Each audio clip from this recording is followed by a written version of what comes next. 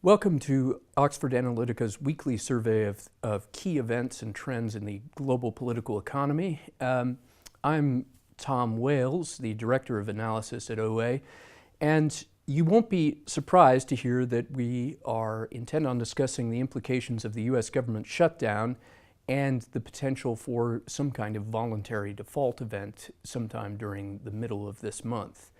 But we want to inject a little bit more context into this discussion than has appeared in most of the world's media. So I'm joined by Dr. Chris Oates, our North America analyst. And Chris, why don't we begin by discussing some of the sort of short-term implications for growth and the political circus that's going on in the United States caused by the shutdown.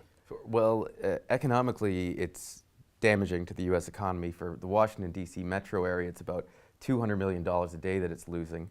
Federal workers outside of Washington are also losing money. Those who are furloughed are hoping that they'll get their money back, their back pay when they get back to work, but that's not definite. So that'll be one of the big questions going forward, whether the growth that is being cut off from the fourth quarter, which might be half of it, about 1.4%, annualized growth from expected rates of about 3% annualized, whether that will simply be shifted forward once the shutdown ends into the end of the fourth quarter or the first quarter, or whether it will be gone altogether and add to the fiscal drag that the sequestration levels of funding happen.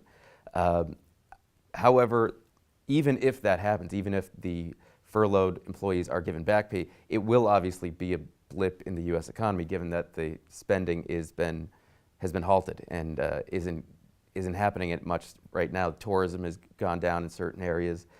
Businesses are hurting, especially those who are near government employees. So it will be a strain on the U.S. economy. Hopefully, though, if the shutdown only lasts another week or so, it will be one that the economy can recover from in the rest of the fourth quarter and in 2014. Okay, well, let's talk about the next hurdle that this particular group of individuals has to get over.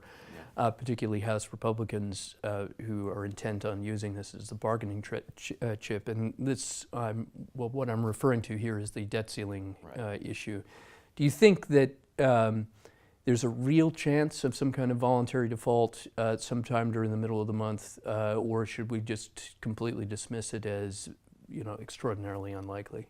Well, I think a hurdle is a good analogy because this is akin to a track meet where there's 8 lanes and there's a single hurdle 100 yards away. Now, the chance of you running into that hurdle are very low. But if there's a group of 30 or so House Republicans who are pushing the country in that direction, there is still the chance. Now, it's not zero, but it's still extremely low.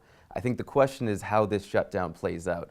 Because if those 30 or so hardcore Tea Party Republicans, or those who are, and then the other, let's say 100 according to the last count, who are intimidated by the threat of a primary challenge by a Tea Party-backed candidate, if they don't feel that this government shutdown fight has given them the opportunity to demonstrate to their backers and their supporters and their constituents that they have truly challenged the Obama administration, they might try for that debt ceiling fight. They might try to use that as a bargaining chip. Now, President Obama has said he's not going to negotiate over the debt ceiling, but he also said he's not going to negotiate over the government shutdown, and that's one of the reasons why a shutdown happened.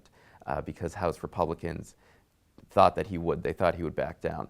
So that would be far more damaging economically, but then there's also the chance that because it's far more damaging economically, that the House Republican leadership will try not to hit that hurdle. So overall, it's pretty unlikely. Very unlikely, but it's something to keep an eye out, and the developments over the next week will likely have an impact over how likely it is. Now, just one final question, and this is probably the most important one of all. When our clients and contacts abroad observe the United States, particularly at times like this, they tend to sort of scratch their heads and say, look, this is a completely dysfunctional political system. It seems incapable of acting sort of quickly or decisively, let alone effectively.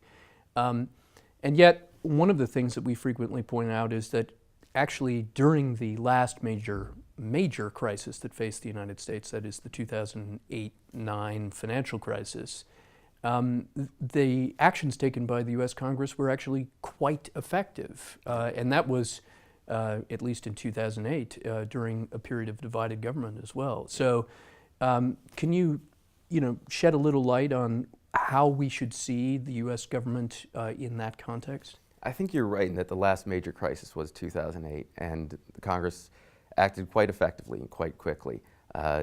The Democrats were initially unwilling to sign off on major TARP legislation. However, the Democratic leadership pushed them, had another vote, and it passed. We haven't really had a crisis like that. This isn't, I wouldn't consider it a major crisis in terms of an externally driven event impacting Congress. This is an internally driven crisis, started because the cost-benefit analysis by certain Republicans was that it'd be in their favor. You might say that Syria was an external crisis, and in a sense, Congress did act as it used to. The House Republican leadership supported the president's initiative.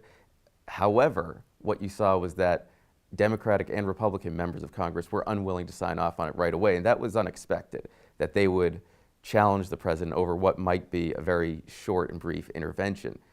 So I think the question is, if we're trying to use Syria as an analogy versus TARP, was Syria a major enough crisis? Now, I don't think it was to give indication, and whether this crisis is truly a crisis or if it's a bargaining tactic in domestic politics. So I think that's why the debt ceiling is such an interesting and difficult issue to predict, because if it were to go to a default, it would be a crisis akin to the 2008 financial crisis. But then again, would be driven by internal factors similar to the government shutdown. So I think the ability of Congress to act in a crisis is still there. The ability of Congress to act in anything other than a crisis has been severely crippled. Well, that's it, ladies and gentlemen. You should be worried, but actually not too worried by what's going on in the United States at the moment. Please join us again next week for another look at trends in the global political economy. Thank you for joining us.